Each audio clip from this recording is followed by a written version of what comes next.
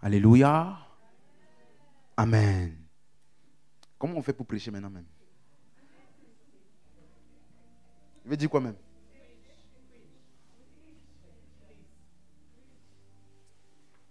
Alléluia. Amen. Donc, nous allons continuer l'enseignement sur la prière. Je vais rebondir assez rapidement à partir de là où on s'était arrêté dimanche dernier. Donc, nous avons vu que Jésus, dans les 4 évangiles et aussi les apôtres dans les épîtres, dans leurs enseignements, l'accent était mis sur Dieu en tant que Père. Est-ce qu'on se rappelle? Dans la manière dont Jésus appelait Dieu, la manière dont les apôtres appelaient Dieu, l'emphase était mise sur le Père. Alléluia. Et donc, c'est pour cela que je vous ai dit que dans la prière, dans cet enseignement qu'on fait, les choses ne sont pas aussi importantes que notre communion avec le Père. Même si dans la prière, tu demandes des choses, tu pries pour des circonstances, des situations, mais ça émane d'abord de la conscience de la communion avec le Père. C'est à partir de là que nous faisons des demandes. Et donc, j'ai dit que quand nous appelons Dieu notre Père, ça signifie que nous sommes désormais unis à lui. Comme Jésus disait, le Père et moi, nous sommes un. C'est pour cela que les pharisiens, dès qu'ils disaient mon Père, ils prenaient des pierres parce qu'ils comprenaient ce que ça voulait dire. Est-ce que quelqu'un est avec moi? Donc, le Père, quand j'appelle Dieu mon Père, je suis en train de dire je suis un avec lui. Nous avons la même nature, nous avons le même esprit. Et donc, dans la prière, je prends avantage de cette communion que j'ai avec le Père. Quelqu'un avec moi jusqu'ici? Donc, dis avec moi, Dieu est mon Père. Cela signifie que je suis un avec lui. Et cela signifie que nous avons le même esprit. Amen, c'est clair pour quelqu'un? Donc, ça veut dire que devant une circonstance, si je dis Père devant une circonstance, qu'est-ce que je suis en train de dire? Allô? Donc, je suis en train d'affirmer à la circonstance qu'il n'y a pas que moi. Quelqu'un suit? Développe cette conscience, cette mentalité. Chaque fois que tu dis Père, fais venir à ton esprit le fait que tu es un avec lui. Ça changera la manière dont tu parles, la manière dont tu déclares des choses. Ça te donnera une audace. Voilà pourquoi Jésus a dit dans Jean 14, verset 10, il a dit, mais Simon, pourquoi me demandes-tu où est le Père? Ça fait longtemps que je suis avec vous et tu ne m'as pas connu. Il dit, ne sais-tu pas que je suis dans le Père et que le Père est en moi? Et après il dit, les paroles que je vous dis ne viennent pas de moi, mais le Père qui est en moi, c'est lui qui fait les œuvres. En d'autres termes, quand je parle, ce qui accompagne mes paroles, ce ne sont pas des paroles vides. Le Père qui est en moi, c'est lui qui fait les œuvres. Vous suivez maintenant? Qu'avec moi? Jusqu'ici? Donc, tu dois avoir une conscience constante dans la prière de Dieu le Père. Dis encore Amen. Donc, quand je dis Dieu le Père, je suis en train d'affirmer mon union avec Dieu. Et ce n'est pas Dieu qui a besoin de cette parole, ce n'est pas lui. Ce n'est pas Dieu qui a besoin, puisque c'est lui qui nous a donné son esprit. Amen. Et donc, c'était donc ça, un des secrets des exploits de Jésus. Donc, note ceci, la prière est donc le moyen ou le lieu où je prends ma place en Christ sur les circonstances et les situations de la vie.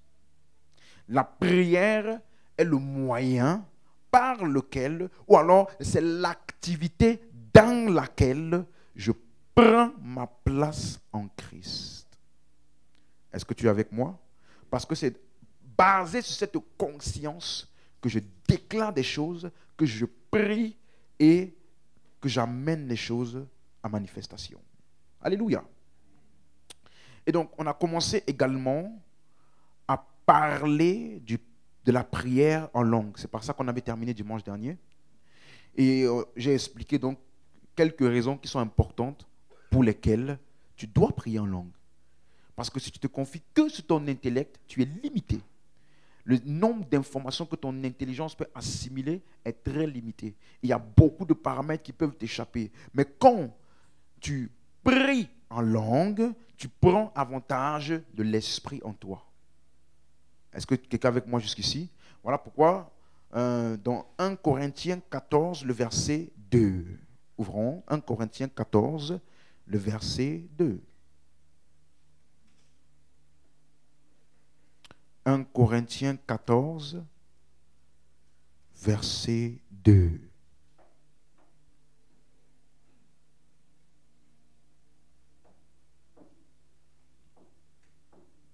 Amen. Tout le monde a trouvé, on peut lire? Ok. Il est écrit, en effet, celui qui parle en langue ne parle pas aux hommes, mais à Dieu. Car personne ne le comprend, et c'est en esprit qu'il dit des mystères. Donc, quand quelqu'un parle en langue, il parle à qui? À Dieu. Donc, ça peut sortir de manière naturelle, tu peux penser que c'est simplement des syllabes. Mais en fait, on te dit qu'en esprit, tu es en train de verbaliser ou bien de prononcer ou de dire des mystères. Donc, première activité ou première dimension ou premier point concernant la prière en langue, elle me permet de parler à Dieu. Donc, je jouis de ma communion avec Dieu par la prière en langue. Mais ce n'est pas tout. Verset 4. Verset 4. On a trouvé? Celui qui parle en langue s'édifie lui-même. Donc, pendant que je parle en langue, c'est multidimensionnel. Quelqu'un a compris ça? Ça veut dire que en même temps, je suis en discussion avec Dieu, mais en même temps, je m'édifie moi-même.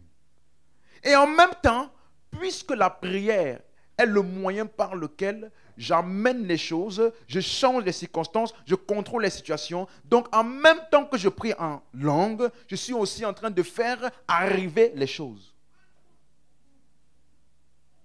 Quelqu'un avec moi jusqu'ici? Donc, ça veut dire, il y a plus, c'est une activité multidimensionnelle. Note ceci, verset 14, regardez quelque chose. Si je prie en langue, mon esprit est en prière, mais mon intelligence demeure stérile. Tout le monde à la page? Ok. Que faire donc? Je prierai par l'esprit, mais je prierai aussi avec l'intelligence. Je chanterai par l'esprit, mais je chanterai aussi avec l'intelligence. Maintenant, le verset 16, c'est ça qui m'intéresse. Verset 16 et 17. Autrement, si je rends grâce par... Donc, c'est possible de rendre grâce par... Comment celui qui est dans les rangs de l'homme du peuple répondra-t-il Amen à ton action de grâce, puisqu'il ne comprend pas ce que tu dis. La suite. Tu rends, il est vrai, d'excellentes quoi? Donc, rappelez-vous, quand on avait vu l'action de grâce, quelqu'un se rappelle? On avait vu que l'action de grâce, c'est ce qui suit la prière.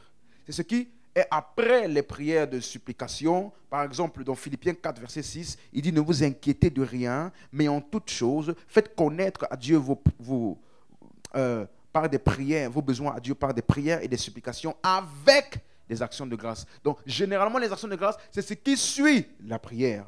Dans 1 Thessaloniciens 5, versets 17 et 18, c'est des rappels, c'est pour ça que je vais vite. Dans 1 Thessaloniciens 5, versets 17 et 18, on avait vu, verset 17, il dit quoi? Priez sans cesse. Et après, au verset 18, rendez grâce en toutes choses, car c'est à votre égard la volonté de Dieu en Jésus-Christ. Donc, dans 1 Thessaloniciens 5, 17, il dit, priez sans cesse. Et après, au verset 18, il dit, rendez grâce en Dieu en toutes choses. Donc, généralement, rendre grâce, action de grâce, c'est ce qui suit la prière. Un autre texte qu'on avait vu aussi, c'est 1 Timothée 2, verset 1, où il dit, j'exhorte donc, avant toute chose, à faire des prières, des supplications, des requêtes, des actions de grâce pour tous les hommes. On a déjà expliqué ça, ok? Donc, si dans 1 Corinthiens 14, il dit, comment dira-t-il amen à ton action de grâce si tu rends grâce par l'Esprit? Ça veut sûrement dire qu'il avait commencé en priant, en faisant des supplications ou en priant, et donc après, il a donné l'action de grâce. Quelqu'un avec moi jusqu'ici? Donc, ça veut dire que tu peux prier, faire des supplications en esprit, et tu peux aussi rendre grâce en esprit. Donc, voici donc 4 rôles ou 4 points multidimensionnels de la prière en langue. 1, au verset 2, je parle à Dieu. Je jouis de ma communion avec Dieu. 2, je suis édifié moi-même. Donc, je m'auto-fortifie. Je me recharge spirituellement par la même prière. Quelqu'un avec moi? Le 3e point, je suis en train de faire arriver les choses, d'affecter les circonstances, parce que c'est ça que la prière, elle fait, en dirigeant la puissance dans une direction bien donnée, par la prière en langue. Et 4e, je suis en train de rendre grâce. D'excellentes actions de grâce. Donc, si tu ne pries pas en langue, tu te prives d'énormes privilèges. Parce que la prière, on a dit, c'est prendre sa place en Christ devant les circonstances. Mais pendant que je prie en langue, je le fais. Pendant que je prie en langue, je jouis de la communion avec Dieu. Pendant que je prie en langue, je m'édifie moi-même. Pendant que je prie en langue, je rends grâce à Dieu. Dis amen si tu es avec moi. Donc, c'est ça le point important. Voilà pourquoi dans Éphésiens chapitre 6, le verset 18. Ouvrons. Éphésiens chapitre 6, le verset 18. Rappelez-vous, nous avions dit que prier par l'esprit, c'est la même chose que prier en langue. C'est ça? Tout le monde se rappelle? Donc, quand tu vois prier par l'esprit, ça veut dire prier en langue. Et donc, regardez Éphésiens chapitre 6, le verset 18. Faites en tout temps. Pas quand il fait beau, pas quand il fait moins beau, pas quand tout va bien, pas quand tout va pas. En tout temps. Par l'esprit, toutes sortes de prières et de supplications. Veillez à cela avec une entière persévérance. Donc, ça veut dire que nous, toutes sortes de prières, on prie ça comment? Par l'esprit, c'est-à-dire en langue. Donc, une activité majeure de ta vie de prière doit être constituée de la prière par... Dis amen si tu es avec moi. Regardez un autre point. Toujours la même explication. Jude chapitre 20. Jude verset 20. Jude, il n'y a qu'un seul chapitre. Jude verset 20.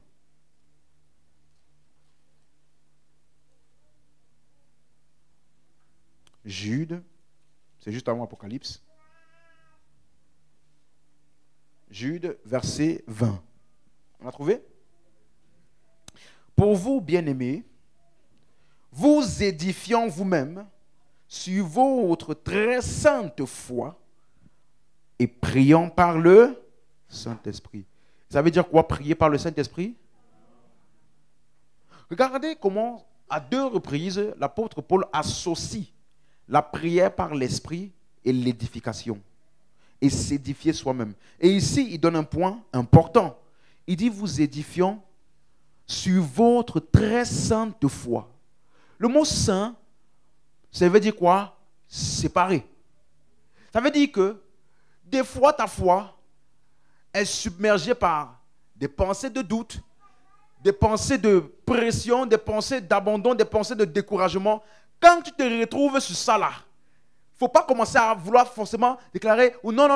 Rentre dans le système dans lequel tu vas t'édifier sur. Ce système-là t'amène à te mettre au point où ta foi est maintenant sainte, séparée de tous les doutes, les découragements. Et à partir de ce point-là, quand tu parles, aïe, quand tu déclares à partir de cet instant-là, là, ce n'est pas des paroles en l'air.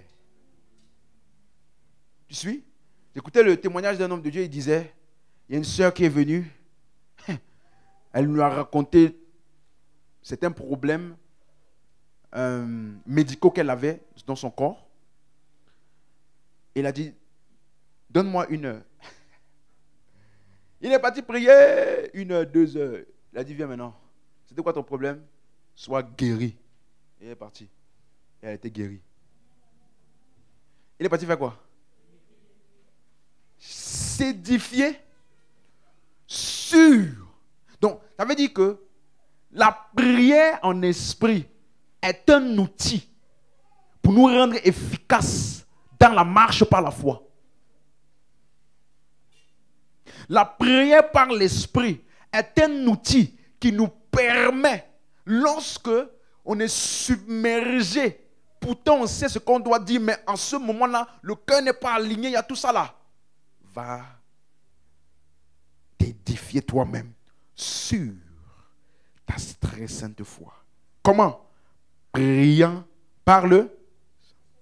Donc, la prière en langue est multidimensionnelle. Tu jouis de ta communion avec Dieu, tu es édifié toi-même. Ça veut dire que quand je prie en langue, je ressors toujours amélioré. Aucun moment passé dans la prière par l'esprit ne te laisse comme tu es venu. Impossible. Tu ressors toujours amélioré. Que tu sentes ou pas, ce n'est pas une question de sentir. Quelqu'un me suit ce que je dis là? Donc ça c'est important. Parce que, d'après toi, je donne une remarque. Jésus, avant que les disciples ne soient, qu'ils n'aillent prêcher, Jésus leur dit, attendez. Attendez. Mais ce n'est pas que ce qu'ils allaient prêcher là, ce n'est pas le jour là qu'ils allaient apprendre ça. Donc, ils avaient déjà le message à prêcher. Mais c'est comme s'il y avait un module complémentaire qui devait être ajouté pour qu'il soit efficace dans ce qu'ils doivent annoncer. Pourquoi n'ont-ils pas annoncé ça directement quand il est parti? Il a dit, attendez. Parce que quand vous allez attendre là, va se passer un événement. Vous allez shifter du mon Dieu, mon Père, mon Roi au Rikodobobelakata. Et ce module complémentaire va vous rendre plus efficace dans ce à quoi je vous ai appelé. Donc, c'est comme s'il y a quelque chose qui s'ajoute quand tu pries en langue. Est-ce que quelqu'un suit ça? Donc, ça veut dire que c'est le problème là, c'est que ces gens-là, ces disciples-là, il y avait quelque chose de supplémentaire qu'ils devaient recevoir pour être efficaces dans ce que Jésus leur a demandé d'aller faire. Dis-moi amen si tu es avec moi. Alléluia. Donc, ça veut dire que si je prie pour un frère et que je prie en langue normale, c'est le frère, il va recevoir. Il va recevoir parce que j'ai prié pour lui, j'ai libéré quelque chose pour lui. Mais si je prie en langue, le frère va aussi recevoir. Mais en plus de ça, moi-même, je suis édifié. Tu as compris ce que je viens de dire là? Ça veut dire que c'est multidimensionnel. Et la beauté et, j'ai envie de dire, l'avantage avec la prière en langue, c'est que tu n'as même pas besoin de savoir tout le temps pourquoi tu pries. Puisque ça quitte de la connaissance de ton esprit, qui est l'esprit de Dieu qui sait tout, vers ta bouche, sans passer par ton intellect. Donc tu peux gérer des situations dans lesquelles tu ne sais pas, en avance. En fait, tu me parles d'un homme qui prie régulièrement en langue et qui s'adonne intensément à cette activité-là. Je te montrerai un homme qui traite toujours les choses en avance.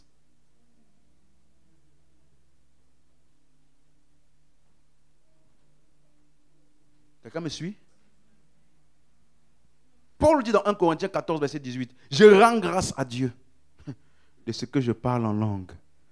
Plus que vous tous. Donc, toutes les prières que tu vois Paul mentionner là, c'était simplement le sujet de prière. Ce n'était pas comme ça qu'il priait. Tu as compris ce que je viens d'expliquer là? Il a mentionné le sujet, ça veut dire la cible qu'il cherchait à atteindre avec cette prière-là. Mais il n'a pas dit je prie pour vous en disant ça. Je peux prier pour toi. Je sais que je prie pour toi, pour je ne sais pas quel domaine de ta vie. Mais ça ne veut pas dire que je veux mentionner le domaine de ta vie là quand je prie. Pour dire, je prie pour son mariage. Je veux que ses yeux soient illuminés. Qu'il soit illuminé, illuminé, illuminé. Au nom de Jésus, illuminé pendant une heure. Non! Parler en langue. Est-ce que tu es avec moi jusqu'ici? Donc, ça te permet d'être édifié. Outre le fait que tu es déjà en train de rendre la puissance disponible pour des situations. Vous me suivez? Donc, l'avantage de la prière en langue, tu es avec moi jusqu'ici? L'avantage de la prière en langue, c'est que tu prends avantage de l'Esprit ou du Père qui est en toi et qui est uni à toi. Pour puiser en lui la puissance nécessaire pour affecter les circonstances, mais en même temps, tu rends aussi la puissance disponible pour t'édifier toi-même. Ça veut dire que tu peux même être en train de prier. Ah, il y a tel frère, telle soeur qui n'est pas très bien en ce moment. Seigneur, fortifie-la. Tu pries pour sa fortification. Mais ce que tu ne sais pas, c'est qu'en priant pour sa fortification, toi-même tu es fortifié.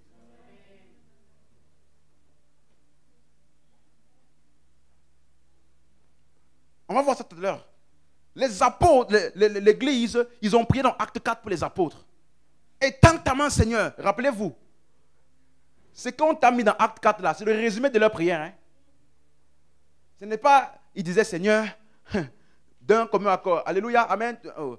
Dites avec moi, Seigneur, Seigneur, regarde tes menaces. Étends ta main. Ça là, c'est le résumé de la cible qu'ils voulaient attendre. Je vais t'expliquer ça tout à l'heure. Parce que quand tu comprends vraiment tout ce qui est en toi, en fait, ta prière n'est pas une prière. Ta prière est une extériorisation de la réponse. Hein? Ta prière, ce n'est pas genre tu demandes quelque chose à quelqu'un. Non, ta prière, c'est l'extériorisation de ce que tu veux voir. Oh, quelqu'un comprend ce que j'explique là? Bon, laisse-moi ne pas trop m'avancer. Mais en fait, ce que je veux dire par là, c'est que en tant que croyant, tu dois beaucoup prier en langue. Tu sais, la première fois de ma vie que j'ai vu une vision, première fois, je sortais d'une église où ils ne croient pas du tout en vision. Les visions, Dieu parle, tout ça, ils ne croient pas en ça. J'étais dit ici, tu ne pourras jamais aller plus loin que ton pasteur, celui qui t'enseigne. S'il ne croit pas aux visions, là, tu ne vas rien voir. Tu vas penser que ça n'existe pas. Parce que les enseignements là emmènent ton système de pensée. Rappelez-vous, ton corps, ton esprit, il y a quoi au milieu?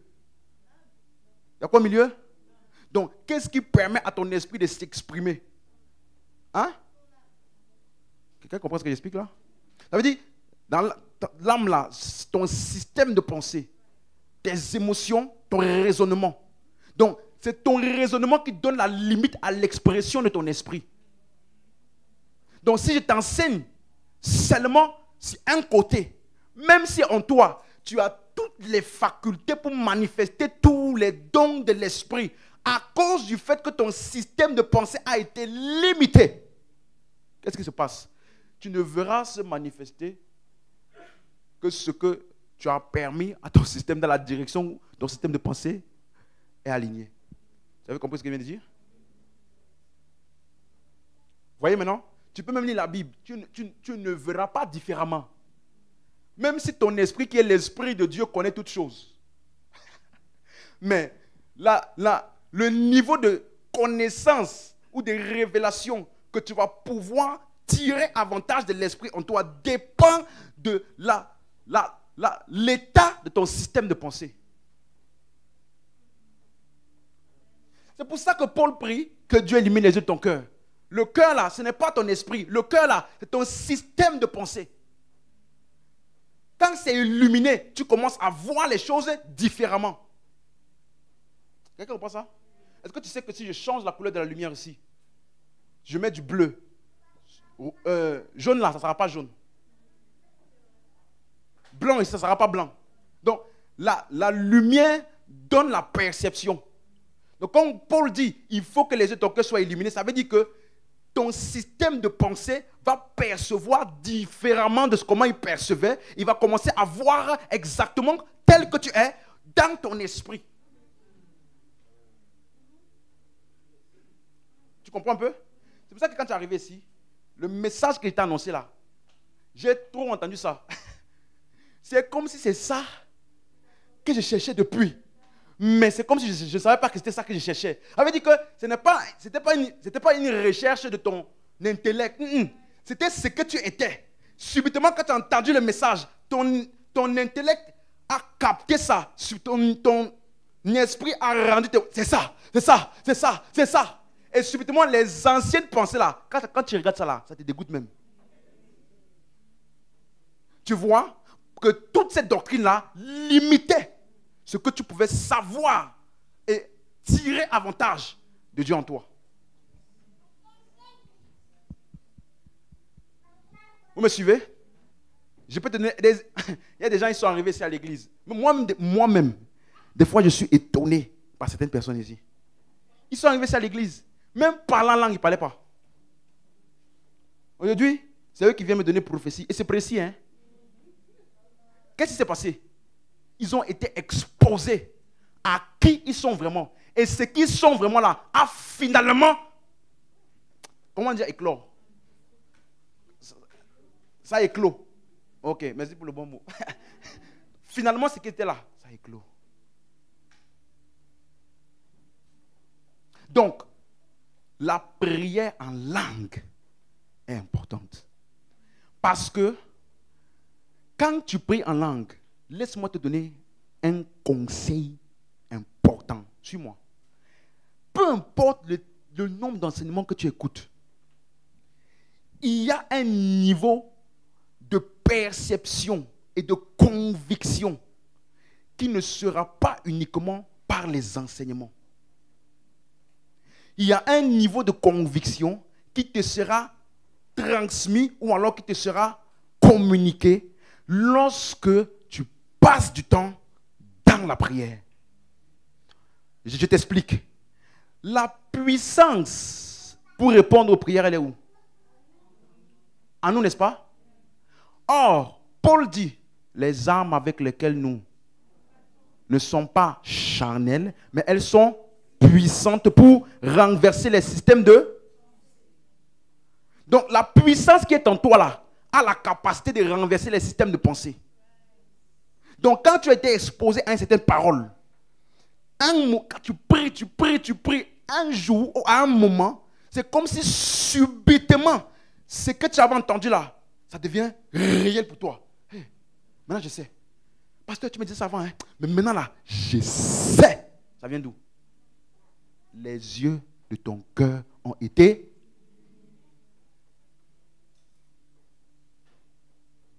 Donc, Paul enseignait, mais il ne s'arrêtait pas à enseigner.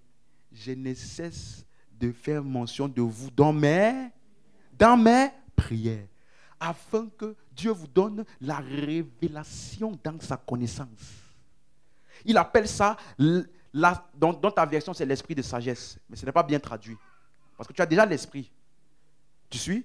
C'est ce pourquoi il priait, c'est la sagesse de l'esprit. Que Dieu te donne dans ton esprit là, il y a déjà la sagesse. Il y a déjà la connaissance de Dieu. Donc, que Dieu te donne la sagesse de l'esprit, qui est la révélation. Quand on dit révélation là, c'est quelque chose qui était voilé, qui maintenant devient ouvert à toi. Dans sa connaissance. Et après, il explique comment ça se passe, afin que qu'il illumine les yeux de ton intelligence. Donc, quand on prie là, regarde à quel point c'est multidimensionnel. Donc, je me rends beaucoup service quand je prie en langue. Je me fortifie, je vis de la communion avec le Père. Et c'est pour cela que c'est quand tu passes des temps, si tu as du mal à ce que les gens appellent entendre la voix de Dieu. Hey, j'ai oublié ce que je disais. J'ai dit, la première fois que j'ai vu c'est parce que j'ai quitté d'une église où là-bas ils ne croient pas en ça. Et j'ai écouté un jour une prédication de ICC. Quand j'écoute, il parlait, il enseignait. Il faut prier en langue, il faut prier en langue. Pourtant là-bas, là, on prie en langue. Hein, rarement, à un moment donné, quand tu es dans un niveau élevé là, oh mon Seigneur, oh mon roi, oh qui est comme toi, et voilà. Amen. C'est comme ça qu'on prie en langue là-bas. Tu ne peux pas venir comme ça pour dire, j'ai pris en... Non, on va te dire, frère, tu es charnel. Vous voyez? Donc j'ai écouté cette... Et j'ai dit, ouais, il prie en langue. Pendant 20 minutes. J'ai dit, donc on peut prier en volonté comme ça? Je vais essayer. C'est pas essayer.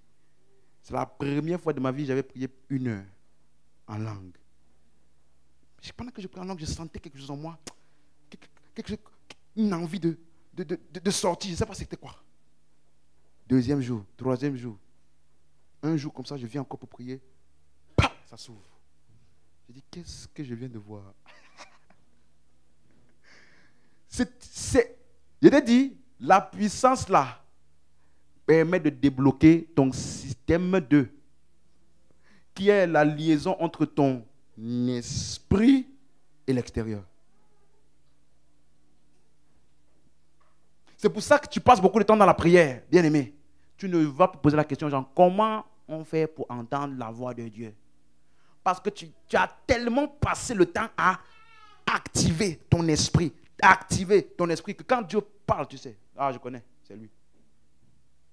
Personne n'a besoin de te dire, hein, tu sais. Mais quand tu dis, est-ce que c'est Dieu, est-ce que c'est pas Dieu? Prie encore. Tu n'es pas encore là. Tu es avec moi? Vous avez compris? La prière en langue est un outil puissant entre les mains de celui qui sait s'en servir. Tu es avec moi jusqu'ici? Donc, et j'ai dit que dans la Bible, ils appellent ça supplication. Et c'est le mot deisis qui veut dire faire une demande qui vient du cœur et qui est ferme. Est-ce que vous suivez? Et on a vu que c'est le terme principal pour les prières dans les épîtres. Donc, il y a une chose sur laquelle je vais m'attarder rapidement, mais si ça c'est la prière principale, ça veut dire que tu vas voir que dans l'Ancien Testament, les gens qui faisaient ce qu'on appelle des prières de supplication et tout le reste là, c'est souvent des gens qui, soit ils criaient, soit ils pleuraient. En fait, ils manifestaient un désir sincère, comme Anne. C'est ça qu'on appelle prière, comme Jacob. Vous voyez? C'est quelque chose dans lequel tu es vraiment engagé. Alors laisse-moi te donner un conseil. Quand tu viens dans les moments de prière consistants avec la prière en langue, ce que je donne, ce sont des clés pratiques. J'ai trouvé important de partager quelques clés comme ça, parce que des fois, il y a des personnes qui loupent des choses qui ressortent dans ces moments-là parce qu'on ne leur a pas enseigné exactement qu'est-ce qui est censé se passer. Si tu veux contacter vraiment Dieu dans ton esprit pour recevoir quelque chose, tu dois apprendre à incliner ton cœur. Parce que je t'ai dit, c'est ton cœur-là qui est la passerelle. Regarde, remarque que les personnes ou les situations, quand ça te tient à cœur, ça te tient tellement à cœur, ça t'a tellement affecté que tu veux vraiment en découdre avec ça. Quand tu vas dans le lieu de prière avec ça, laisse-moi te dire, tu sortiras toujours avec une solution. Une directive, une instruction, quelque chose. Toujours. Quelqu'un avec moi? Ça c'est très important. Donc, voilà pourquoi Jésus décrit le cœur comme ça. Matthieu 15, 18, il dit, ce n'est point ce qui entre dans la bouche qui souille l'homme, mais ce qui sort de la bouche vient du cœur. C'est ce qui souille l'homme. Donc, ce qui sort de la bouche vient d'où? Du cœur. Donc, ça veut dire que c'est le cœur qui approvisionne la bouche. Première chose. C'est des rappels, hein, on a déjà vu ça. Mais c'est le cœur qui approvisionne la bouche. Est-ce que tu es avec moi? Et voilà pourquoi maintenant dans Matthieu 12, verset 34, il a dit, car c'est de l'abondance du cœur que la bouche parle. Donc si ton cœur déborde de quelque chose, ça finira par sortir dans ta bouche. Donc ça veut dire que c'est à moi de faire des dépôts dans mon cœur. Allô? Vous êtes là? C'est à moi de faire des dépôts dans mon cœur. C'est-à-dire pour que je fasse des prières dans lesquelles je suis impliqué là, je dois avoir pris le temps d'avoir fait des dépôts dans mon cœur concernant les choses pour lesquelles je veux prier. Et comment fait-on des dépôts dans le cœur?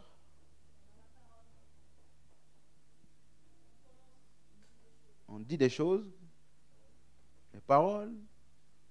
Qui dit mieux? On déclare, hein? Donc oui, on plante des choses dans le cœur par des paroles. On plante des désirs par les paroles. Donc, pour que ça sorte de ma bouche, j'ai dû planter des choses dans mon cœur.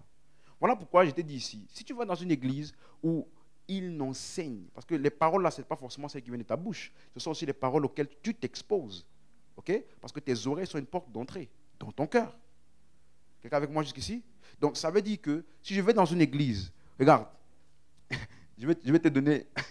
un jour, on parlait avec ma femme, et c'était en fin d'année, là, avec les témoignages qu'on a eus ici.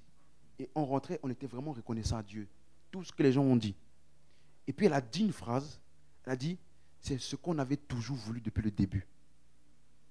Que les gens viennent pour Christ uniquement. Mais comment est-ce que ça se fait que même quand vous souhaitez joyeux anniversaire aux gens, quels sont vos souhaits? Avez-vous remarqué que tu grandis dans la connaissance, que les plans de Christ se manifestent à toi? Toujours les mêmes choses. Tu sais pourquoi? Tu n'arrives plus à souhaiter autre chose à quelqu'un. Parce que on t'a tellement planté en toi la parole de Christ que c'est ça maintenant qui sort naturellement de toi pour quelqu'un. Quelqu'un avec moi? Vous avez compris? Donc ça veut dire que si tu vas dans un endroit où on prêche que la richesse, la richesse, la richesse, la richesse, on était parti évangéliser et puis un frère il vient nous voir et dit, vous savez les miracles c'est bien, vous savez la parole tout ça là, c'est bien.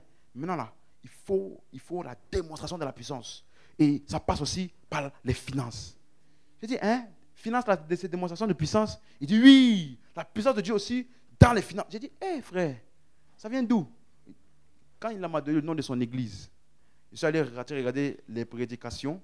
Ils font un séminaire finance. Moi d'après, finance. Autre mois d'après, finance. Ça veut dire que lui, dans sa tête là, si il n'a pas une percée financière, Dieu n'est pas encore avec lui. Pourquoi? Ça vient d'où? Les choses qu'on a plantées. C'est pour ça que si tu vas maintenant dans un endroit où on ne t'apprend pas la marche dans l'amour, c'est devenu de plus en plus rare, hein? On apprend aux chrétiens, marcher dans l'amour, même dans la prière. On est maintenant très habitué. Retour à l'envoyeur, jugement, j'appelle. C'est devenu tellement normal. Quelqu'un avec moi? Mais dans cet endroit où ça enseigné, même quand on parle de la marche de l'amour, c'est un agrément mental seulement. Parce que dans les pratiques, c'est autre chose qui se font. Est-ce que tu es avec moi? Mais, si on ne t'apprend pas la marche dans l'amour. Vous savez, des fois, les gens, je m'attarde un peu dessus, ce qu'on appelle la marche par l'amour, c'est le fait de manifester aussi Christ dans le caractère. Soyez des imitateurs de Dieu, la Bible dit, comme Christ qui s'est livré en sacrifice, vous aussi, livrez-vous. Aimez-vous les uns les autres, il dit. Marchez dans l'amour comme Christ qui s'est donné en sacrifice pour nous à Dieu comme une offrande d'une odeur agréable. Donc, ça veut dire que ça fait partie des choses qui doivent sortir de nous quand tu as la compréhension de Christ. Ce n'est pas juste, oh, je veux voir les âmes sauvées, c'est bien. Je veux voir les miracles, c'est bien. Mais aussi, Christ pleinement formé en nous, manifesté par sa bonté, le fruit de l'esprit, la joie. Amen. Vous suivez ce que je dis? Donc, regardez par exemple, il y a des gens qui ne savent pas ce qu'on appelle une dispute ou une querelle. Ils pensent que querelle, là, c'est seulement quand je prends mon couteau et je vais en découdre. Mais la querelle peut être juste le fait que nous deux, on parle et aucun des deux ne veut lâcher prise. Quelqu'un avec moi? Regardez quelque chose. 2 Timothée 2, verset 24. 2 Timothée 2, verset 24.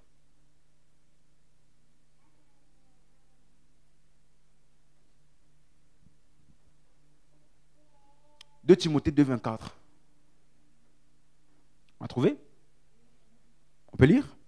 Or, dis à ton voisin, il ne faut pas qu'un serviteur de Dieu ait des querelles. Ça veut dire quoi, querelle? Regardez, il va expliquer. Il doit au contraire, avec de la condescendance pour tous, être propre à enseigner et doué de patience. Regardez la suite, verset 25. Il doit redresser avec douceur les adversaires. Donc, quand il parle de querelle, ça veut dire qu'il y a quelqu'un en face qui ne pense pas comme toi. Donc, si vous deux, tu sais, au début là, j'étais comme ça. On faisait débat là, on sortait musulmans, tout ça là. Je vais rester, tant que je n'ai pas gagné, on va rester là. Je disais Dieu, je n'ai pas Dieu. Je disais Dieu, verset. Si je partais et que je ne sentais pas que j'avais terminé le feu, je ne me sentais pas bien. C'est pour ça que Paul appelle ça des discussions folles. Disputes de mots. Tu suis? Donc, il dit, elle a condescendance. Il dit qu'elle redresse avec douceur, dans l'espérance que Dieu leur donnera la repentance pour arriver à la connaissance de la vérité. Hein? Regardez le verset 26. Et que revenus à leur bon sens, ils se dégageront des pièges du diable qui s'est emparé d'eux pour les soumettre à sa volonté. Donc, quand tu vois une personne qui déraille, même doctrinalement parlant, elle s'est fait emparer par les pièges du diable. Et comment on règle ce genre de cas? On redresse avec douceur. Donc, si une personne n'est pas d'accord avec toi, tu peux rester là. Tu vas traîner encore jusqu'à.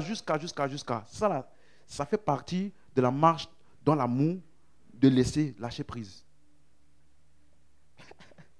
Ça fait mal, hein? Tu es avec moi? Donc, la racine des conflits, c'est généralement lorsque je vais insister sur mon droit, sur comment je vois les choses. Donc, parfois, quand tu ne comprends pas une querelle, tu peux même amener ça dans la prière. Seigneur, ne laisse pas mes ennemis. Psaume 35. Ne laisse pas mes ennemis avoir raison de moi. Quand les méchants. Mais il n'y a aucune de ce genre de prière dans la Nouvelle Alliance. Donc, je reviens à ce que je disais. Si vous voyez ce genre de choses dans votre cœur, vous ne pouvez donc pas comprendre l'enseignement de Jésus. On se rappelle Matthieu 5, 44? Aimez vos ennemis. Ça, c'est notre marche à nous. Amen. Il dit, bénissez ceux qui vous maudissent, faites du bien à ceux qui vous haïssent et priez pour ceux qui vous maltraitent et qui vous persécutent. Donc si toi, tout ce que tu entends, ou les enseignements que tu entends, c'est qui tombe et meurt. Oh, l'ennemi qui veut te mettre dans la fosse, c'est lui qui va entrer là-bas avant toi. Celui qui veut être enterré, c'est toi qui vas l'enterrer. Vous voyez? Et souvent, moi, ce qui m'étonne, c'est que les gens qui font ça là, ils disent Amen. Ils sont engagés dedans. Ça veut dire que, tu sais qu'il y a un problème. Si toi, tu es capable de dire à quelqu'un, de penser à quelqu'un et de dire, meurs. et ça ne te fait rien. Genre, tu es tranquille avec l'idée que le souffle de vie peut être enlevé de quelqu'un à cause de toi, ta parole. Et ça te laisse même pas tranquille. Ça te laisse heureux. Tu veux me rendre témoignage. Il y a un problème quelque part. On demandait à un frère comme ça, comment il était dans les églises là, tombe et meurt. On dit, comment un chrétien peut demander qu'une autre personne tombe et meurt? Pourquoi tu vas prier ce genre de prière? Il dit, ah non, non, non, non, non. On ne parle pas de la personne, on parle de l'esprit. Il dit, toi, ton cas est pire même. Mieux le premier cas. Parce qu'au moins le premier cas là, ça faisait un sens. Donc toi, tu vas tuer un esprit.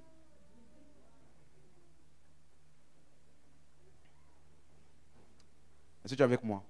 Dans cette série là, je vais redire ça encore et encore et encore et encore et encore. De telle sorte que même si l'envie te venait un jour de vouloir prier ou bien d'avoir un sentiment de quelque chose contre quelqu'un, toi-même tu es découragé déjà de vouloir prier comme ça parce que tu sais que ça ne va rien faire de la part de Dieu pour la personne déjà. Tu me suis? Si tu fais ce genre de prière là, même si tu as mentionné Seigneur Jésus, ou bien tu as mentionné Seigneur, ou bien Père, ce n'est pas le Père de notre Seigneur Jésus que tu as mentionné. Jésus a dit, vous ne savez de quel esprit vous êtes animés.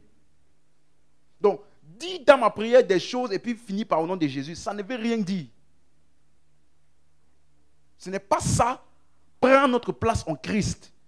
C'est céder à des mauvais esprits. Dis encore à ton voisin, je refuse de céder à des mauvais esprits.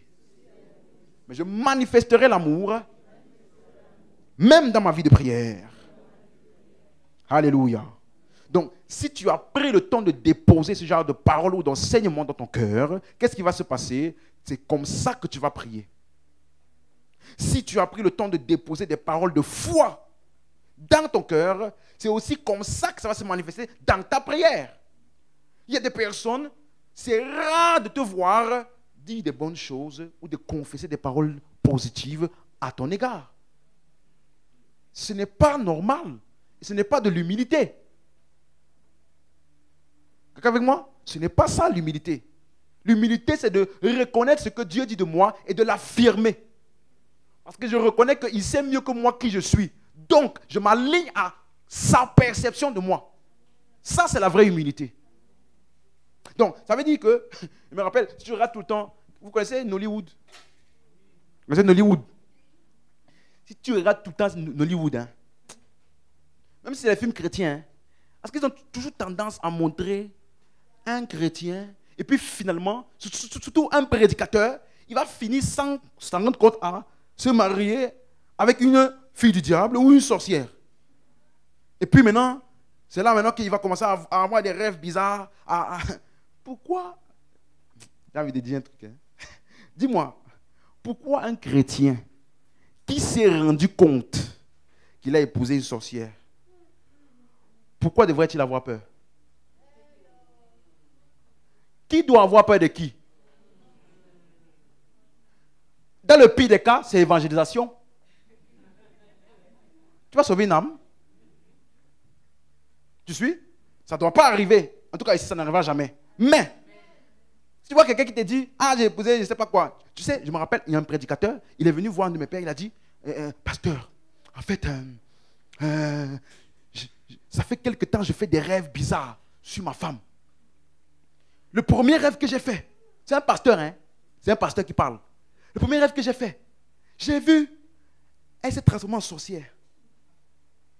Je ne savais pas ce que ça voulait dire. Deuxième rêve, elle s'est transformée en serpent. Troisième rêve, elle était les deux en même temps. Le pasteur a dit, et j'aime, tu vois, avant de dire ce que je dis là, je ne dis pas que les sorciers n'existent pas. Hein. Ils existent, ok? J'ai même déjà eu à faire à certaines de ces bêtises-là. Tu suis? Mais, même si quelqu'un a une femme sorcière, ou je ne sais pas quoi qui fait les trucs occultes là, il ne doit pas avoir des visions bizarres sur elle. Non? Parce que le pasteur lui a demandé, bon, ok, tu as vu tout ça là, tu as fait quoi? Tu vas la chasser? Et puis quoi? Il a dit, non, pasteur, prie pour moi. Il a dit, effectivement, je vais prier les prières de Paul pour toi. Que les yeux de ton cœur s'illuminent. Parce que tout ça là, c'est le diable qui joue avec ton cerveau. Tu suis? C'est le diable qui joue. Moi, ton pasteur, j'ai déjà rêvé où je mange dans le rêve. J'ai déjà rêvé ça. Et quand je me suis réveillé, j'étais énervé.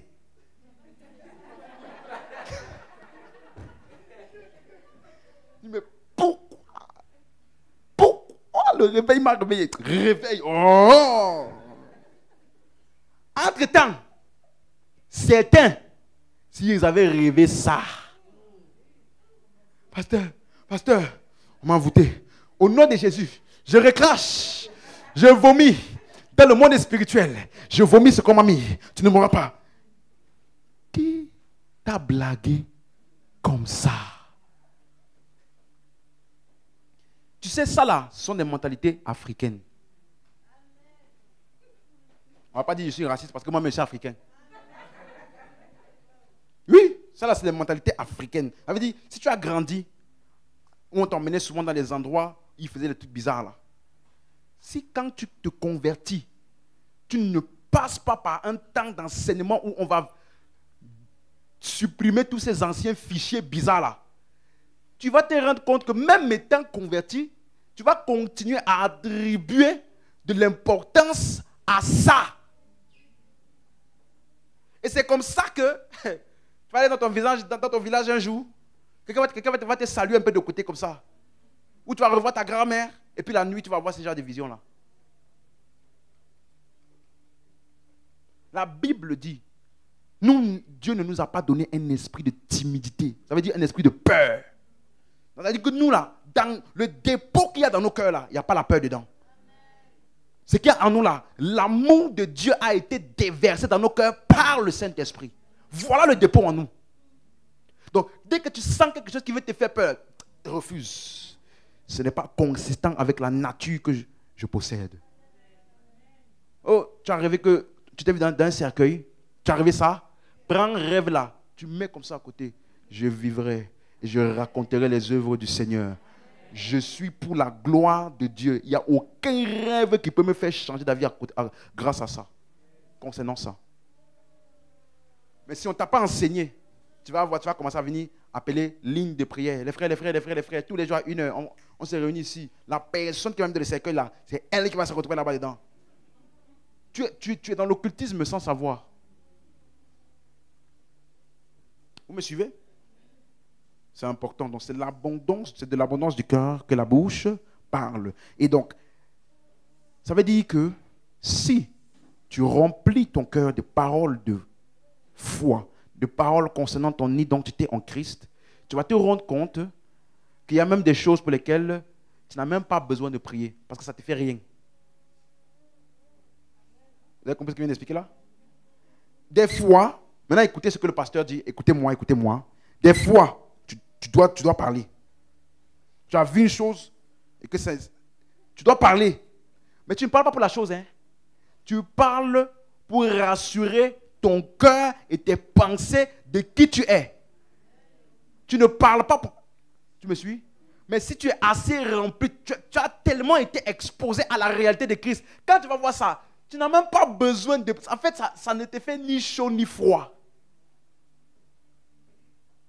Donc, apprends à faire des dépôts consistants de la parole de Christ, de décrivant ton identité, ce que tu as, qui tu es en Christ, et ainsi, c'est cela qui se verra dans ton intellect et dans tes paroles. Est-ce que c'est clair pour quelqu'un? Donc, pour revenir au parlant en langue, les langues sont aussi des paroles. Ok? Il dit que c'est des paroles qui viennent d'où? De notre esprit. La prière en langue. Ça vient directement de notre esprit et ça fait ce que la prière fait. Ça rend la puissance disponible. Amen. Et je vous ai dit ici que lorsque Jacques dit dans Jacques 5, verset 16, la prière du juste a une grande efficacité. Dans la version seconde 21, il dit la prière du juste agit avec une grande force. Et on avait vu dans la version amplifiée en anglais. Ça dit quoi? Ça rend une énorme puissance disponible qui est dynamique dans son action. Ça veut dire que quand tu vois ça agir là, ça ne peut pas agir dans le vide. Ça veut dire sans résultat. C'est dynamique dans son action. Tu es avec moi? Et donc, on a compris que cette puissance d'obtenir les résultats et de changer les choses, elle est où? Elle est agissante où? Où? En nous. Donc, quand il dit que la prière agit avec une grande force, la puissance de ça est où? Elle ne vient pas du ciel. Donc, ce que nous faisons dans la prière, nous redirigeons cette puissance-là vers différents domaines ou vers différentes situations. Alléluia. Dis avec moi, nous avons une énorme, une immense puissance en nous qui est dynamique dans son action. Ouvrez vos Bibles dans 2 Pierre chapitre 1 verset 3. Et là, je veux que quelqu'un lise ça. J'ai besoin de te donner un petit chargement avec lequel tu dois partir ici aujourd'hui. 2 Pierre chapitre 1 verset 3. 2 Pierre chapitre 1 le verset 3. Comme sa divine nous a donné tout ce qui contribue à la vie et à la piété. Attends. Sa divine puissance nous a donné tout. Hein? Ce qui contribue à la vie et à la piété. Donc, je comprends mieux. Quand on dit que toutes tes prières passées, présentes, futures, ont déjà été exaucées par Dieu. Comment Dieu a-t-il fait ça?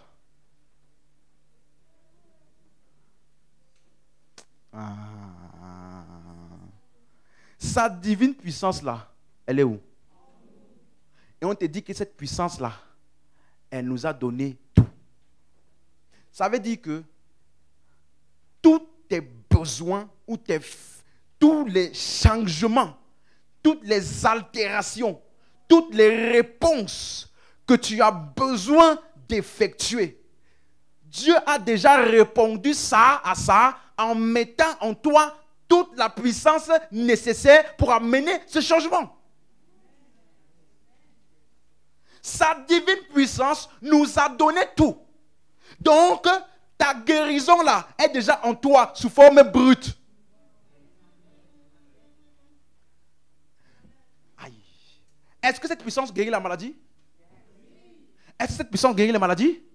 Donc, ça veut dire que Dieu t'a donné toute la guérison que tu auras besoin. Où? En toi. Sous quelle forme? De puissance. Donc, dans la prière, qu'est-ce que je fais? Je rends cette puissance-là maintenant agissante. Je la rends disponible dans la direction où je veux que le changement soit affecté. Je t'avais donné l'exemple du puits. Vous vous rappelez? Elle dit que si on sait qu'il y a des problèmes d'eau partout dans le pays et que les robinets, tout ça, ça ne marche plus et qu'on veut que tu n'aies plus jamais soif ou que tu n'aies plus jamais des problèmes d'eau, qu'est-ce qu'on fait? On ne te donne pas tous les jours une bouteille d'eau. Venez chercher une bouteille d'eau. Une bouteille d'eau. Si quelqu'un fait ça là, il ne t'a pas aidé. Ce qu'il fait, il vient chez toi. Il creuse jusqu'en bas, où il y a maintenant toute l'eau dont tu as besoin pour vivre, pour te laver, pour préparer, pour faire à manger, pour te nettoyer, ta voiture, nettoyer tes chaussures. Il t'a déjà donné tout ça. Comment? Donc, tu ne peux plus l'appeler pour dire « j'ai soif ». Tu ne peux plus l'appeler pour dire « je n'ai pas d'eau pour faire à manger ». Tu ne peux plus l'appeler pour dire, je n'ai pas de quoi nettoyer mes habits, ou bien nettoyer mes chaussures, ou bien nettoyer ma voiture. Il va te dire, mais tu n'as pas compris que je t'ai déjà donné tout ce qui contribue à ta soif, tout ce qui contribue à ta nourriture, tout ce qui contribue à nettoyer ta voiture. Il t'a donné ça par un puits. Donc je redis ce que j'ai dit encore. Kaba de Gaza. Je redis ce que j'ai dit encore. Quand tu as des problèmes, Dieu ne fait rien.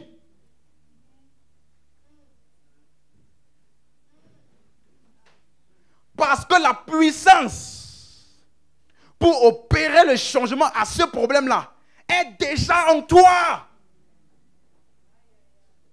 Il nous a donné, sa divine puissance-là, nous a donné tout ce qui contribue à la vie et à la piété. Ça veut dire ta vie naturelle et la vie spirituelle. Donc ça veut dire que toute la force spirituelle dont tu as besoin pour marcher selon le plan de Dieu, quelles que soient les circonstances, et ne jamais être découragé, Dieu a déjà mis ça en toi. Voilà pourquoi il dit, fortifiez-vous dans le Seigneur.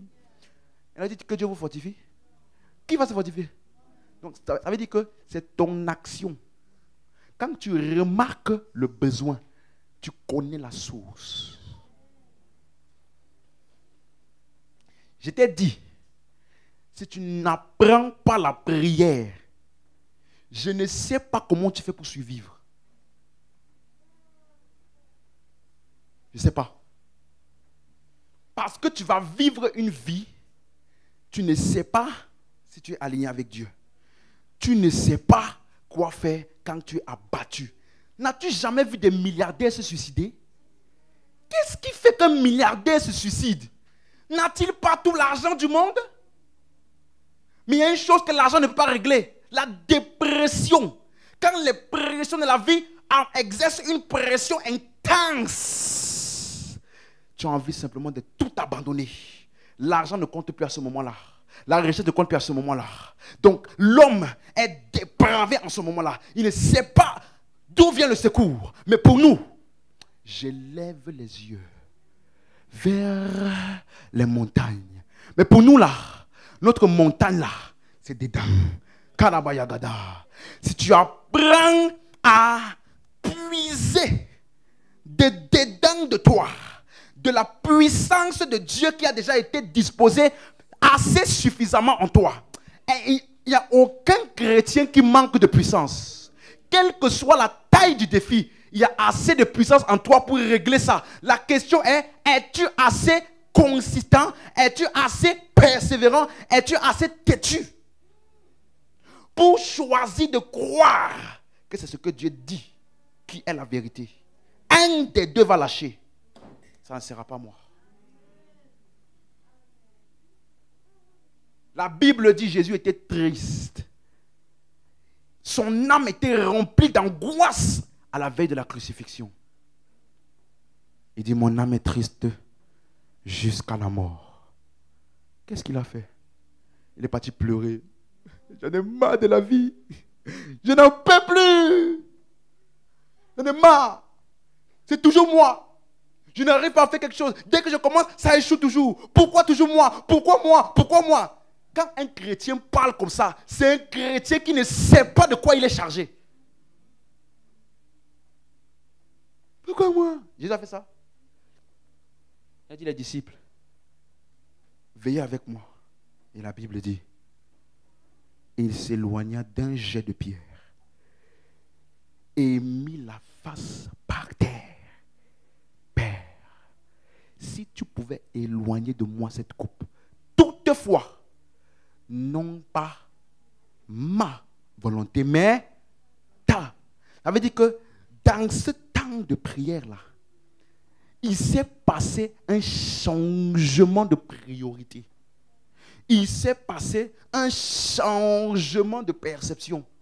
Il s'est passé, c'est-à-dire un homme qui est venu, qui voit la circonstance comme insurmontable. Je n'en peux plus. S'il te plaît, fais-moi éviter ça. Mais à un moment donné, dis non pas ma volonté, ta volonté. Ta volonté. Et le jour de l'épreuve, Le jour de l'épreuve, je viens d'entendre une parole de l'Esprit. Je vais te dire ça. Le jour de l'épreuve, qu'est-ce qui s'est passé? Les gardes sont venus, armés jusqu'aux dents. Si c'était toi, tu allais rester sur place? Non, tu vois que ce que Jésus a fait là, c'est pas naturel. Hein? Armés jusqu'aux dents, prêt à en découdre avec toi. Et il dit, regardez le langage de quelqu'un qui est déjà au-dessus. Il dit, j'étais tous les jours avec vous. Vous ne m'avez pas touché. Mais maintenant, c'est votre heure et la puissance des ténèbres. Ça veut dire, ça là, ce n'est pas vous. C'est la puissance des ténèbres qui vous fait faire ça. Mais ça là, le poids de ça là, ce qu'on appelle les traits enflammés du malin. Tu sais ça? On appelle ça la puissance des ténèbres, c'est les traits enflammés du malin. Quelqu'un vient de nulle part. Tu ne sais pas d'où il vient. Il t'appelle, il te donne une seule parole. Tu ne sais pas comment cette seule parole-là arrive à chambouler tout ton cerveau. Comment Élie, il a pu affronter 850 prophètes de Baal et d'Astarté sans trembler. Le lendemain, Jézabel, prêtresse, si demain à la même heure, je n'ai pas livré ta tête, que le Seigneur prenne ma vie. Élie a entendu ça. Il est parti faire prière de suicide. Seigneur, je ne suis pas mieux que mes pères. Il y avait quoi dans la parole là? Tu penses que c'était juste une parole? Tu penses que c'était juste une menace? Il y a des gens comme ça. C'est un moment clé pour ta vie. Eux, ils ne savent pas. Ils te donnent une seule parole. Si tu as déjà entendu peut-être cette parole là, ça ne t'a rien fait. Mais ces jours-là, à ce moment-là, ce que tu as dit là, c'est comme si ça submerge ton cerveau. Tu n'arrives plus à penser outre. C'est ça qui s'est passé avec Jésus. Mais quand tu es un homme de prière, voici la parole que l'Esprit vient de me dire. Toutes les batailles que tu vas vaincre dans la prière, debout là, quand tu vas affronter ça là, il n'y aura rien en face. Ça là, Jésus avait gagné ça la veille.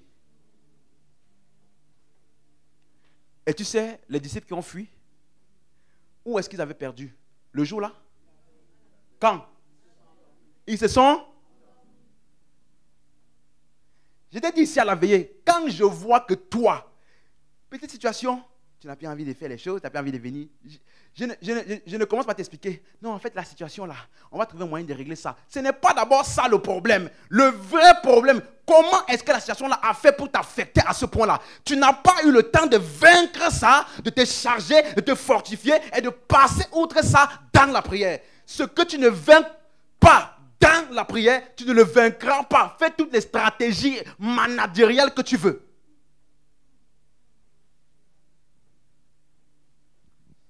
Tu vois un homme qui est debout, ne pense pas que c'est un homme qui n'a pas de problème, qui n'a pas de challenge ni de défi. Ne pense pas ça. Dis-moi, j'ai déjà eu des situations où je ne voulais pas prier parce que je savais que si je partais prier, j'allais changer d'avis. Oui. J'ai pris une décision entêtée. Et je sais que non, là, je ne me sens pas bien après avoir pris ça. Mais je ne vais pas aller prier. Parce que si je ne vais pas prier, quand tu vas commencer à prier, subitement, le mouvement de ton esprit va commencer. Et la décision qui naturellement semblait claire, logique, bon choix, subitement tu revois ça là, tu es dérangé. Tu revois la même situation, ça ne te dit plus rien. Tu revois la... Mais qu'est-ce qui s'est passé? Je veux t'encourager. Hein? Gagne tes batailles. Où? Dans le lieu de prière. Note ceci. La situation qui n'arrive pas à te faire arrêter de prier ne pourra jamais te vaincre.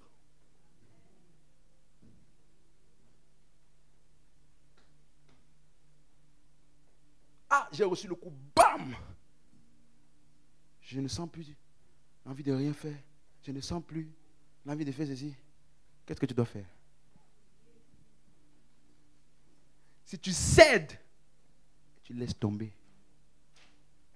Là, c'est à ce moment où tu as laissé tomber là que tu as perdu. Ce n'est pas le moment où la tentation est venue.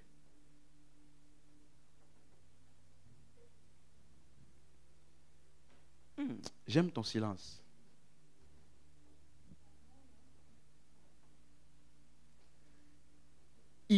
Sa divine puissance nous a donné tout. Donc même quand tu es dépressif, Dieu, il est là, il est là. Mais comme c'est un bon père responsable, comme toi là, tout ce qu'il peut faire, tu ne captes plus rien. Il va venir réveiller le pasteur Steve. Il faut prier.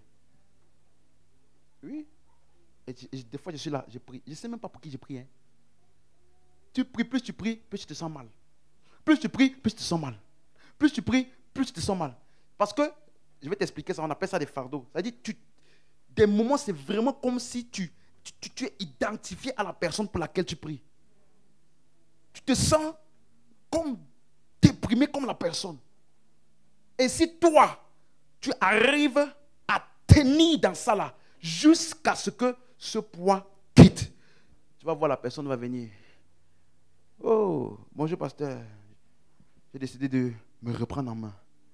Ah, Satan a désiré te cribler comme du froment. Mais tu sais quoi?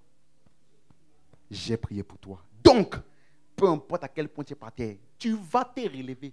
Et la puissance de te relever là n'est pas la puissance que tu as libérée par ta prière. C'est la puissance que je t'ai suppléée par ma prière pour toi. Un leader responsable, je dis ceci, si un jour Dieu te confie des personnes, sache que toute ta vie, tu vas faire quoi? C'est pour ça que ça me fait rire. Oh, j'ai appelé le ministère. Il y a un grand, souvent on dit aux jeunes, il y a un grand appel sur toi. Directement dans ton cœur, tu es content. Tu vas m'utiliser puissamment. Tu ne sais pas que la taille de ton appel est aussi la taille de ta consécration et du poids que tu vas devoir porter. Tu penses que le ministère, c'est ce qu'il fait là? Ça, c'est la partie la plus facile. Tout le monde peut faire ça. Je suis sûr que je donne le micro à une personne ici là. Hey, et peut-être il va me prêcher plus que moi. Il va sortir des versets, c'est là que... Hey! Ok. Mais, le vrai endroit où tu gagnes le cœur de ces personnes à qui tu vas parler là, c'est pas quand tu prêches. Tu es avec moi? C'est pour ça qu'il a dit, regarde la prédication de Pierre. Il a prêché quoi? Pour que 3000 personnes disent, que ferons-nous donc? Alors que c'est une des mêmes choses que Jésus disait, il prenait des pierres.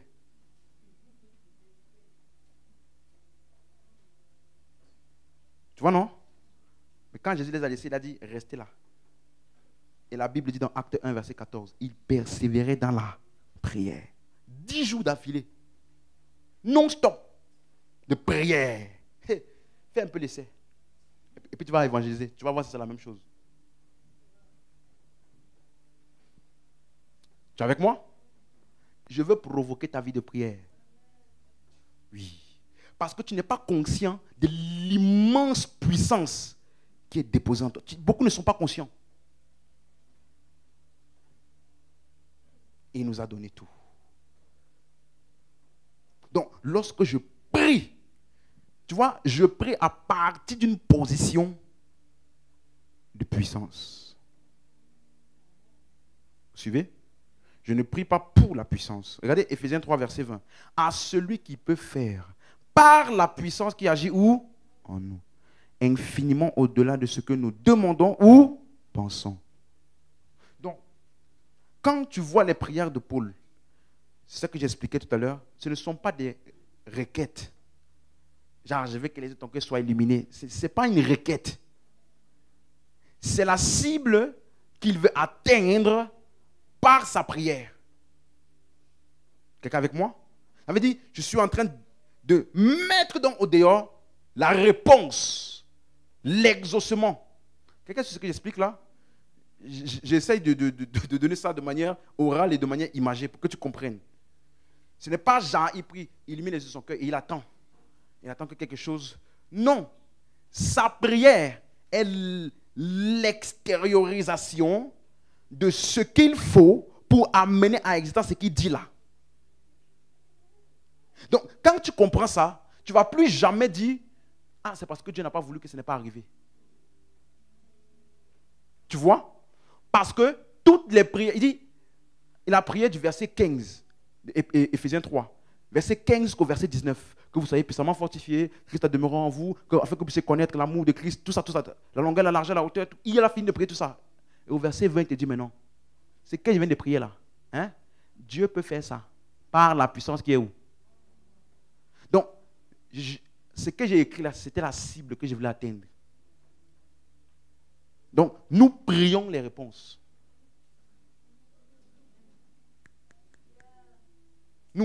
Nous prions les réponses. On ne prie pas pour attendre la réponse. Nous prions les réponses. C'est ça que nous voulons atteindre par la prière.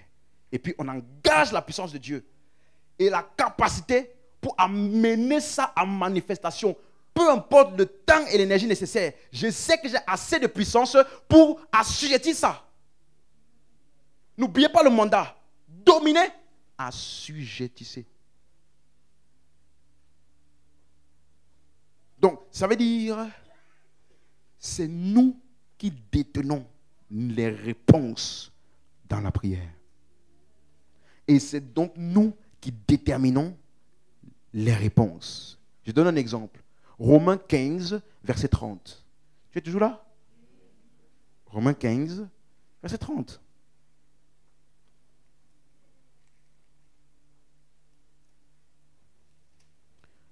Romains 15, verset 30.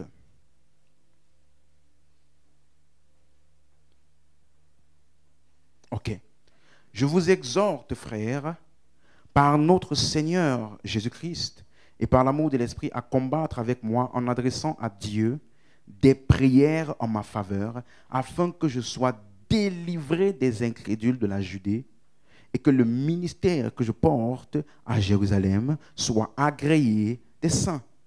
Donc, il te montre encore à toi, en tant que croyant, ce que la capacité de Dieu en toi est capable d'accomplir. Elle est capable d'amener un homme à être, à chaque fois qu'il est exposé à des complots, exposé à tout type de choses pour porter atteinte à sa liberté ou à sa vie, ta prière a la capacité de chaque fois amener une échappatoire. Ça veut dire que tu es capable de prier consistamment pour quelqu'un et à chaque fois qu'il y a une embûche, il va échapper. Voilà ce que ta prière est capable de faire. Regardez, ils n'ont pas prié pour Jacques, il a été tué. Ils ont prié pour Pierre. Qu'est-ce qui s'est passé? Pierre a échappé. Quelqu'un comprend ce que je veux dire maintenant? Ça veut dire que cette demande-là n'est pas au-delà de la capacité que tu as en Christ. Nous, c'est ça qu'on fait dans la prière. Nous prions les réponses. Nous prononçons ça. Ça veut dire nous amenons ça à l'extérieur par la puissance de Dieu. Donc, c'est pourquoi j'ai dit que lorsque nous déclarons dans les choses, les habilités que nous rendons disponibles, c'est pour les faire fonctionner. Est-ce que tu comprends? Et cette puissance ou habilité est ici sur la terre, pas au ciel. Amen. Dis avec moi, la puissance de la prière, c'est la puissance de mon esprit qui m'a été donnée par Dieu en Christ. La puissance de la prière, c'est la puissance de mon esprit qui m'a été donnée par Dieu, le Père, en Christ. C'est clair maintenant? Donc, tu ne pries pas pour la puissance. Tu pries parce que tu as la puissance. Ça veut dire, c'est comme quelqu'un qui a une arme. Il ne va pas à la guerre pour avoir l'arme. Il va là-bas parce qu'il sait qu'il a ce qu'il faut pour gérer ça. Donc, quelqu'un qui va, étant désarmé, espérant trouver une arme quelque part, et quelqu'un qui part, sachant qu'il est armé, et ce que son arme peut faire, les deux ne partent pas de la même manière. L'un part en tremblant. Et quand un coureur, il est déboussolé. Il ne sait pas ce qu'il a en lui est capable d'accomplir. Donc, nous ne prions pas pour que quelqu'un apporte la puissance. Nous prions parce que nous avons la puissance. Donc, si je prie et que rien n'a changé, qu'est-ce que je fais? Ça veut dire que la situation là a besoin de plus de puissance pour s'incliner. Pas accuser Dieu. La capacité que j'ai, c'est pour amener la prière en manifestation. Et je rends cette puissance disponible par la prière. C'est pour ça que je vous ai dit, le mot supplication est associé à toujours, sans cesse. Je ne cesse, toujours, je ne cesse. Toujours. Paul décrit ça littéralement comme une femme enceinte qui est en travail. Vous avez une femme enceinte en travail? C'est chaud, hein? C'est vraiment chaud. C'est-à-dire qu'elle est sur le point d'enfanter quelque chose. Donc, à ce moment-là, toute l'énergie nécessaire. Quand tu vois ça là, il y en a des fois, il y a des veines qui sortent. Comme si tout son être est impliqué pour engendrer la chose là. Mais la chose est où? En elle. Hein? C'est comme ça la prière. Alléluia. Non, si tu es pasteur, ou bien tu as des membres, tu pries de manière consciente. Elle dit, tu dois, quel genre de chrétien tu veux voir? Il ne faut pas juste prier, je prie au nom de Jésus. Non, non, non. Tu dois voir quelle est la cible. Parce que la prière, là, c'est l'extériorisation de la cible que je vais atteindre. Quel est le genre de chrétien que je veux voir? C'est ça? C'est déterminé, ciblé. Là maintenant, tu te focalises sur ça et tu pries. Nous avons une grande puissance dans la prière pour affecter et réorienter les vies des gens. Pas pour les manipuler, hein? Pour les aider à s'aligner au plan de Dieu pour leur vie. Alléluia.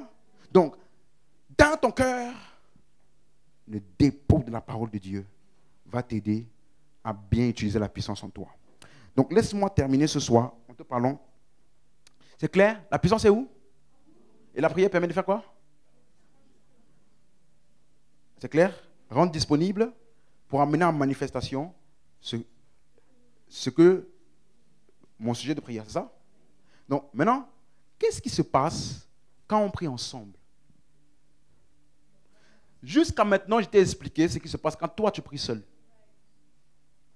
Donc, si nous tous là, on est tous chargés de la puissance de Dieu, et qu'ensemble, nous tous, on vient prier ensemble, qu'est-ce que ça génère? Ou alors, quel est l'impact ou la différenciation par rapport à quand tu pries seul?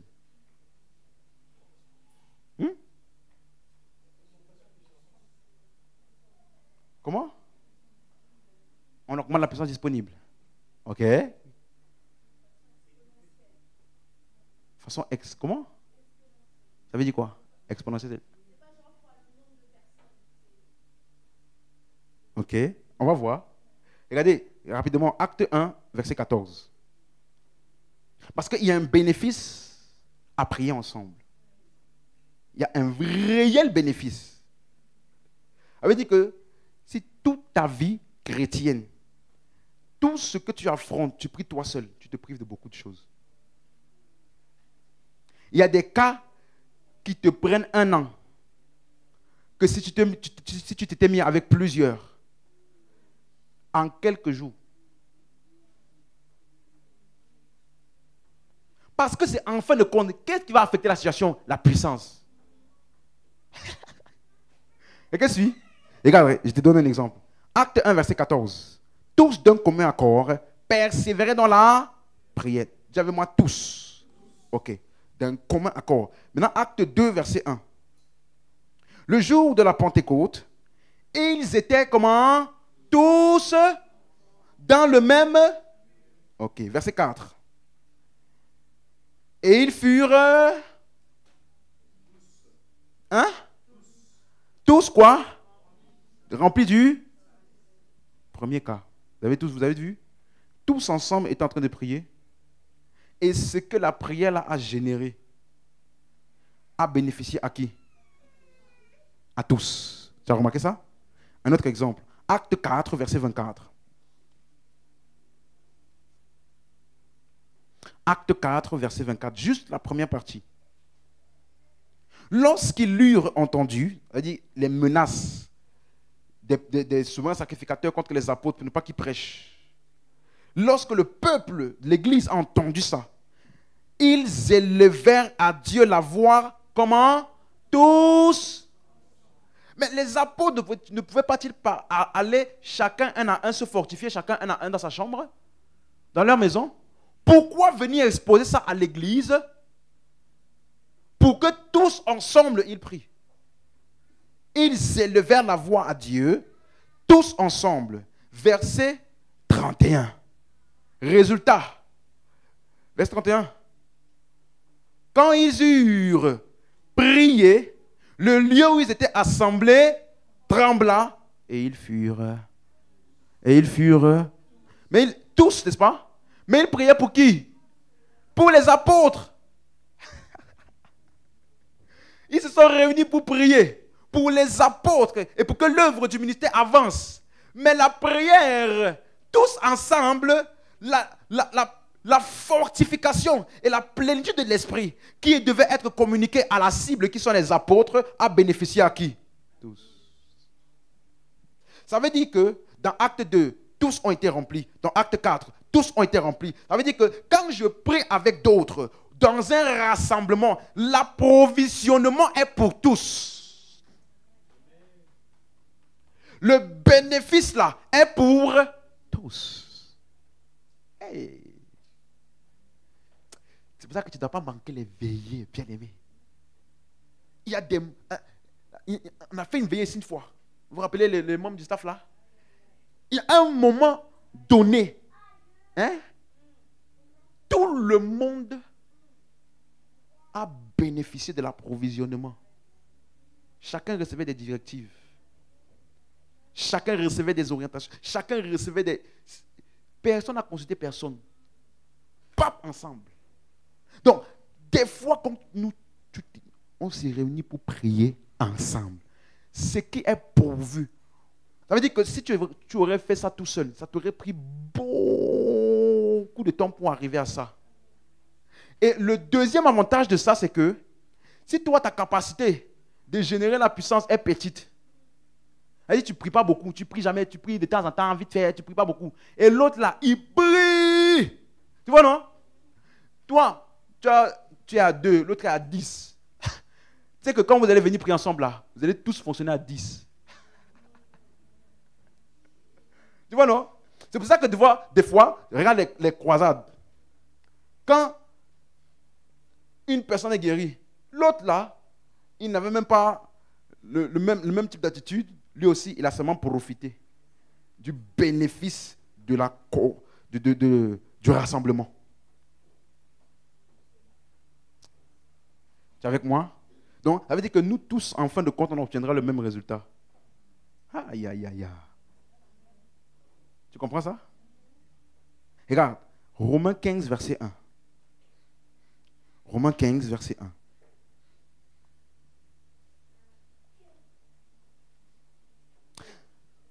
Nous qui sommes forts, nous devons supporter les faiblesses de ceux qui ne le sont pas et ne pas nous complaire en nous-mêmes. Tu sais, un des endroits où tu supportes la faiblesse des autres, dans les prières.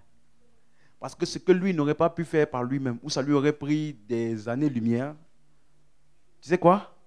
Quand on vient ensemble, nous supportons chacun les manques des autres et on opère tous au même niveau.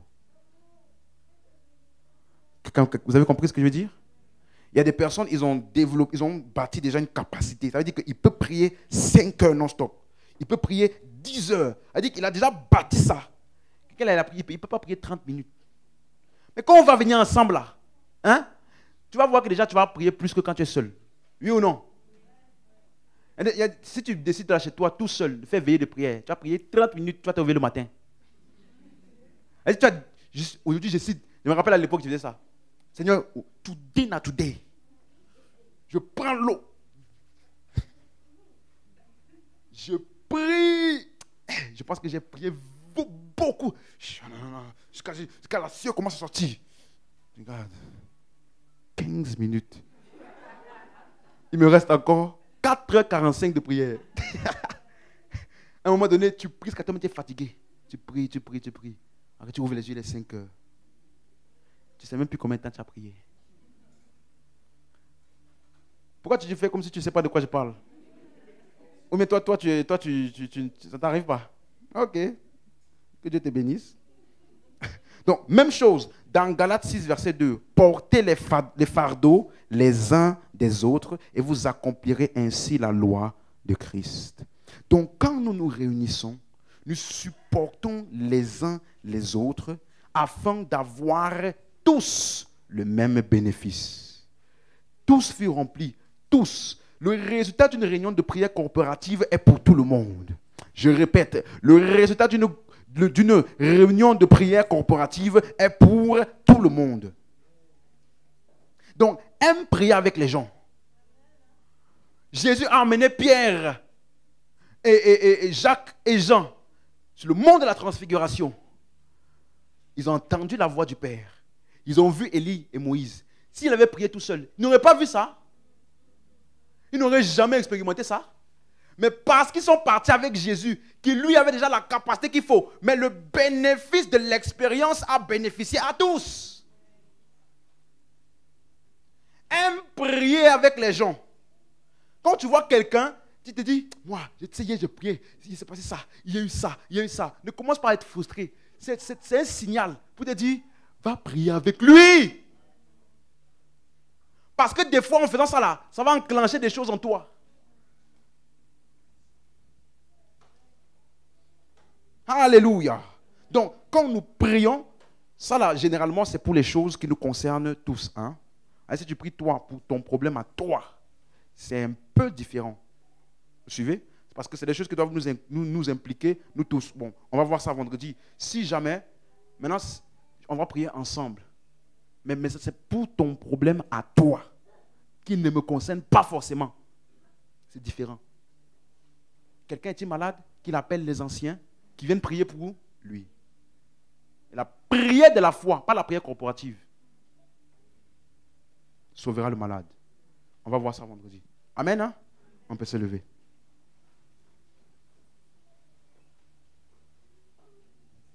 Donc, même si je n'ai pas peut-être autant de connaissances, je n'ai pas peut-être autant de capacités ou de statuts que j'ai pris le temps de bâtir, l'avantage lorsque nous nous mettons ensemble pour prier, c'est que le bénéfice ou l'approvisionnement pour ce qui s'est fait est bénéfique à tous. Ça veut dire que si toi, ça devait te prendre 1 mois pour générer assez de puissance pour régler ce problème-là, tu me suis? Quand vous venez prier ensemble, tu sais ce qui se passe? Toute la puissance générée totale est disponible pour chacun, tous.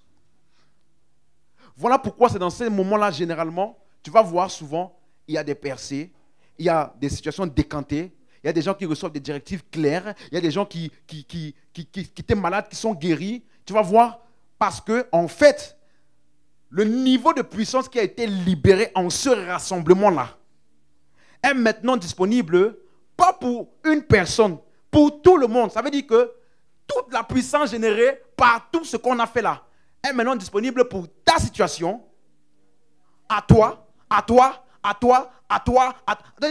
Tous les participants bénéficient de ça.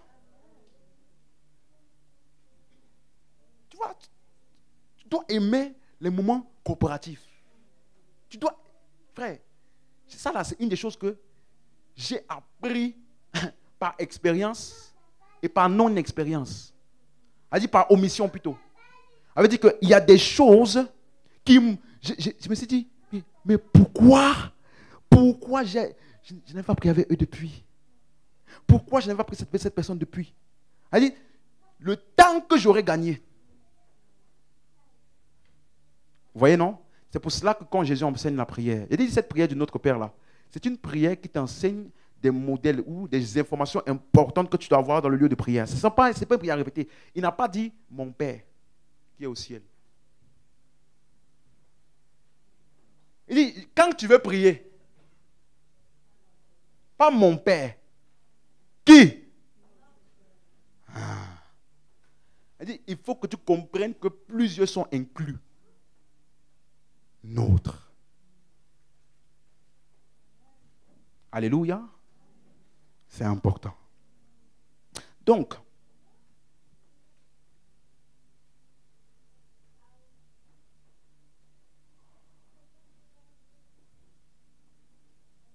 vendredi prochain, viens.